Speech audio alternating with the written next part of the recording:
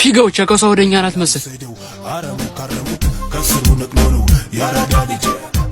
እኔ አይታ ነው። ሂድ እባክህ። ካንተ ምን አይታ ነው? አይታይም ያቆም። ይሄን ደረት አይታ ነው የመጣችው። ዝም በሉ በእናታችሁ። ማን ነበረ ስሙ? ፊጋው ይባላል። የት ታውቃታለህ? ስሜን የምትነግራት በውበቷ ተማርኬ እኮ። ሲጀምር ማታውቀው ነገር አለ። ዞር በል ወደዛ። ሲያስጠላ። ቆይሻ እንዳናግረኝ። ባለፈው ስላልኩ ነገር ተጸጽቻለሁ። ይቅርታ ልልን የመጣሁት። ይቅርታሽን ተቀብያለሁ። አሁን መሄድ ትችያለሽ።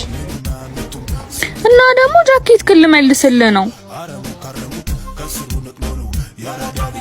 ይቅርታዬን ስለተቀበልከኝ አመሰግናለሁ።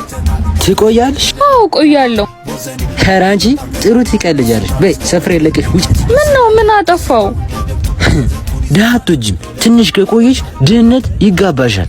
ማማዬ ዱርዬ ነው ብለሽ የዘጠኝ መስሎሽ? ዱርዬ እውነት ነው፣ ቀና ነው መንገዱ።